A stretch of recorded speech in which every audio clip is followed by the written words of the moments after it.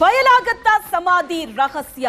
ಈಗ ಎಸ್ಐಟಿ ತನಿಖೆ ಅಂತೂ ಚುರುಕಾಗಿ ನಡೀತಾ ಇದೆ. ಅಲ್ಲಿ ಅಗೆಯುವಂತಹ ಕೆಲಸ ಕೂಡ ಆಗ್ತಾ ಇದೆ. ಧರ್ಮಸ್ಥಳದ ಆ ದಟ್ಟವಾದ ಅರಣ್ಯದಲ್ಲಿ ದೃಶ್ಯದಲ್ಲೂ ಕೂಡ ನೀವು ನೋಡ್ತಾ ಇದ್ದೀರಿ. 13 ಸ್ಥಳಗಳನ್ನ ಏನ್ ಗುರುತು ಮಾಡಲಾಗಿತ್ತು, ಈಗಾಗಲೇ 2 ಪಾಯಿಂಟ್ಗಳಲ್ಲಿ ಅಗ್ದಿದ್ದಾರೆ. ಆದ್ರೆ ಯಾವುದೇ ಕಳೆಬರ ಸಿಕ್ಕಿಲ್ಲ. 3ನೇ ಪಾಯಿಂಟ್ ನಲ್ಲಿ ಈಗ ಶೋಧ ನಡೀತಾ ಇದೆ, ಅಗಿತಾ ಇದ್ದಾರೆ. ಇದರ ಬಗ್ಗೆ ಅಲ್ಲಿನ ಸ್ಥಳೀಯರು ಏನಂತ ಹೇಳ್ತಾರೆ, ಬನ್ನಿ ನೋಡೋಣ. ಸ್ನಾನಘಟ್ಟ ಪರಿಸರದಲ್ಲಿ ಒಂದಿಷ್ಟು ಸ್ಥಳೀಯರನ್ನ ಮಾತನಾಡಿಸುವ ಪ್ರಯತ್ನವನ್ನು ಬೆಳಗಿನಿಂದ ಮಾಡ್ತಾ ಇದ್ದೇವೆ. ನಿನ್ನೆಗೆ ಹೋಲಿಸಿದಾಗ ಸ್ಥಳೀಯ ಕುತೂಹಲಿಗರ ಸಂಖ್ಯೆ ಕಡಿಮೆ ಆಗಿದೆ ಅಂತ. ಅಂದ್ರೆ ನಿನ್ನೆ ಎಲ್ಲರೂ ಕೇಳ್ತಾ ಇದ್ದದ್ದು ಒಂದೇ, ಅಸ್ಥಿಪಂಜರ ಸಿಕ್ಕಿತಾ ಅಂತ. ಸಿಕ್ಕಿಲ್ಲ ಅಂದ ತಕ್ಷಣ ಕುತೂಹಲ ಕಡಿಮೆ ಆಗಿರ್ಬೋದು. ಸೊ ಸ್ಥಳೀಯ ಹಿರಿಯರೊಬ್ಬರು ಇದ್ದಾರೆ, ಅವರನ್ನ ಮಾತನಾಡಿಸೋಣ. ಸರ್, ಮಳೆ ಬರ್ತಾ ಇದೆ, ನೀವು ಕಾರಲ್ಲಿ ಇದ್ದೀರಿ, ಮಾತನಾಡಿಸುವ ಅನಿವಾರ್ಯತೆ. ಯಾಕಂದ್ರೆ ಈಗ ನೋಡಿ, ನೀವು ಇಲ್ಲಿಯವರೇ, ನಿಮಗೊಂದು ಸ್ಪಷ್ಟ ಚಿತ್ರಣ ಇರ್ತದೆ. ನಾವು ಹೇಳುವುದಕ್ಕಿಂತ ನೀವು ಹೇಳುದು ಸ್ಪಷ್ಟ ಇರ್ತದೆ. ನಿಮಗೆ ಏನ್ ಅನ್ನಿಸ್ತಾರೆ? ಈಗ ಮೊನ್ನೆಯಿಂದ ಈಗ ಕಾರ್ಯಾಚರಣೆ ಶುರು ಆದ ಮೇಲಿನ ಪ್ರಕ್ರಿಯೆಗಳು ಬೇರೆ, ಅದಕ್ಕಿಂತ ಮುಂಚೆ ಕೇಳಲ್ಪಟ್ಟ ಊಹಾಪೋಹಗಳು ಬೇರೆ. ಒಟ್ಟು ಈ ಚಿತ್ರಣದ ಬಗ್ಗೆ ನಿಮ್ಮ ಅಭಿಪ್ರಾಯ ಏನು? ಮುಂಚಿನ ಊಹಾಪೋಹಗಳ ಬಗ್ಗೆ ನಾನು ಹೇಳ್ಬೇಕಾ? ಎಲ್ಲರಿಗೂ ಗೊತ್ತಿರುವಂತದ್ದು ನೋಡಿ, ಸರ್ಕಾರ ಈ ಪ್ರಕರಣದಲ್ಲಿ ಎಸ್ಐಟಿಯನ್ನು ರಚನೆ ಮಾಡಿತು. ಎಸ್ಐಟಿ ಯಾವ ರೀತಿ ಕೆಲಸ ಮಾಡ್ತಾ ಇದೆ ಅಂತ ನೀವು ಮೊನ್ನೆಯಿಂದ ನಿರಂತರವಾಗಿ ನೀವು ಕೂಡ ಅದರ ಬೆನ್ನ ಹಿಂದೆ ಬಿದ್ದು ವರದಿಗಳನ್ನು ಮಾಡ್ತಾ ಇದ್ದೀರಿ. ಧರ್ಮಸ್ಥಳದಲ್ಲಿ ಸಾಧಾರಣ ಒಂದು ವಾರದಿಂದ ಇದ್ದೀರೇನೋ ಗೊತ್ತಿಲ್ಲ. ಹೌದು, ಇಲ್ಲಿನ ಸ್ಥಳೀಯರನ್ನು ಮಾತಾಡಿಸಿದ್ದೀರಿ. ಈ ಪ್ರಕರಣ ಅಂದ್ರೆ ಎಷ್ಟೋ ಹೆಣಗಳನ್ನು ಹೂತಿದ್ದೇನೆ, ಅದನ್ನ ಮಾರ್ಕ್ ಮಾಡಿದ್ದಂತೆ ಆ ವ್ಯಕ್ತಿಯ ಬಗ್ಗೆ ನಾನು ಮಾತಾಡ್ಲಿಕ್ಕೆ ಆಗುದಿಲ್ಲ. ಯಾಕಂದ್ರೆ ಆ ವ್ಯಕ್ತಿ ಈಗ ಎಸ್ಐಟಿ ವಶದಲ್ಲಿದ್ದಾನೆ. ಅದರ ಪ್ರಕ್ರಿಯೆಗಳನ್ನ, ಅದರ ತನಿಖೆಗಳನ್ನ ಎಸ್ಐಟಿ ಅವರು ಮಾಡ್ತಾರೆ. ಒಂದು. ಎರಡನೇದಾಗಿ, ಆತ ಯಾರು ಅಂತಾನೆ ಗೊತ್ತಿಲ್ಲ. ಮೊದಲನೇದಾಗಿ, ಆತ ಇಂಥವನು ಅಂತ ಹೇಳಿದ್ರೆ ನಾವು ಅವನ ಬಗ್ಗೆ ಹೇಳಬಹುದು. ಆತ ಮುಸ್ಕುದಾರಿ ಅಂದ್ಮೇಲೆ ನಾವು ಕೂಡ ಕತೆ ಕಟ್ಟಿಕೊಂಡು ಹೇಳಬೇಕಾಗ್ತದೆ. ಅದು ಬೇಡ. ಇನ್ನೊಂದು, ಮೂಳೆಗಳು ಸಿಗ್ಲಿಲ್ಲ ಅನ್ನೋದು ನಿನ್ನೆ ಸುಮಾರು ಜನಕ್ಕೆ ಅದು ನೀವು ಹೇಳಿದಾಗೆ ಹಾಗಂತೇಳಿ ಸಿಗಬಾರ್ದು ಅಂತಿಲ್ಲ. 2006ರ ಮುಂಚೆ, ಹಿಂದೂ ರುದ್ರಭೂಮಿ ಆಗುವ ಮುಂಚೆ ಇಲ್ಲಿ ವಿಪರೀತ ಕೊಳೆತ ಶವಗಳು, ಅಂದ್ರೆ ಅನಾಥ ಶವಗಳು ಇದ್ದ ಸಂದರ್ಭದಲ್ಲಿ ಇಲ್ಲಿ ವ್ಯವಸ್ಥೆಗಳ ದೃಷ್ಟಿಯಿಂದ, ಅಂದ್ರೆ ಪೊಲೀಸ್ ಇಲಾಖೆ ಇಲ್ಲಿಗೆ ಬಂದು, ಆ ಸ್ಥಳಕ್ಕೆ ಬಂದು ಡಾಕ್ಟರ್ನ ಇಲ್ಲಿ ಕರೆಸ್ತಿದ್ರಂತೆ. ಇದು ನಾನು ಖುದ್ದಾಗಿ ನಮ್ಮ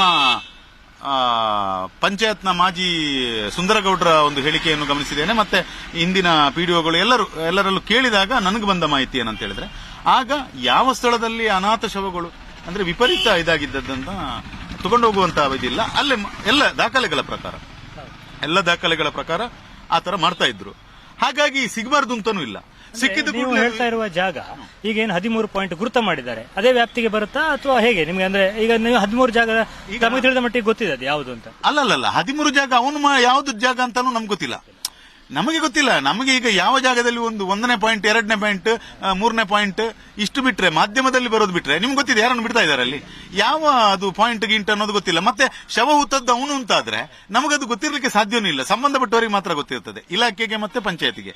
ನಮಗದನ್ನು ಊಹೆ ಮಾಡ್ಲಿಕ್ಕೆ ಆಗುದಿಲ್ಲ. ಊಹೆ ಮಾಡಿಕೊಂಡು ಹೇಳುವುದು ತಪ್ಪಾಗ್ತದೆ, ಒಂದನೇದಾಗಿ. ಎರಡನೇ ಮತ್ತೊಂದು ಏನು ಅಂತ ಹೇಳಿದ್ರೆ, ಈ ಒಂದು ಪ್ರಕರಣ ಎಸ್ಐಟಿ ವಶದಲ್ಲಿರುವಾಗ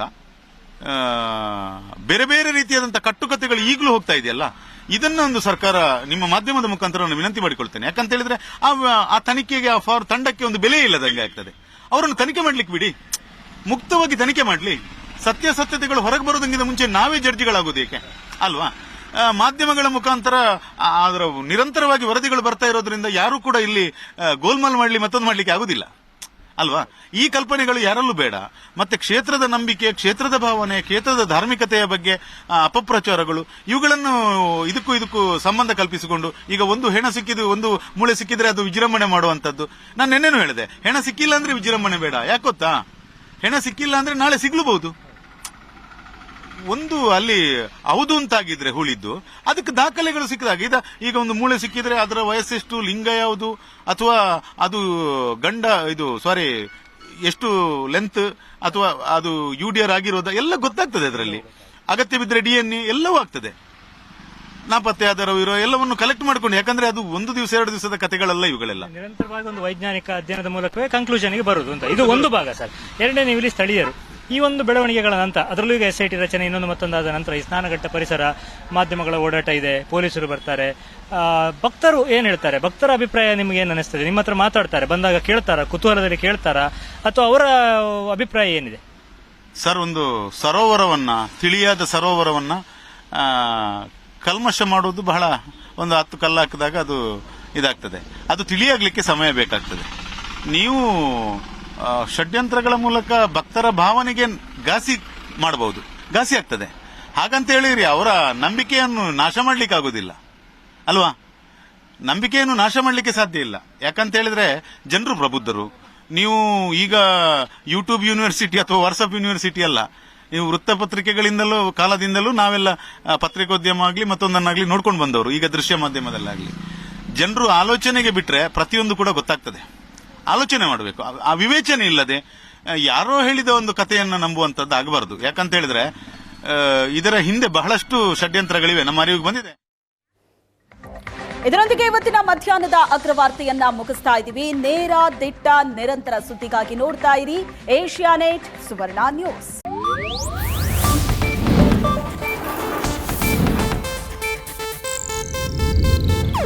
ಇದು ಏಷ್ಯಾನೆಟ್ ನ್ಯೂಸ್ ನೆಟ್ವರ್ಕ್ ಪ್ರಸ್ತುತಿ.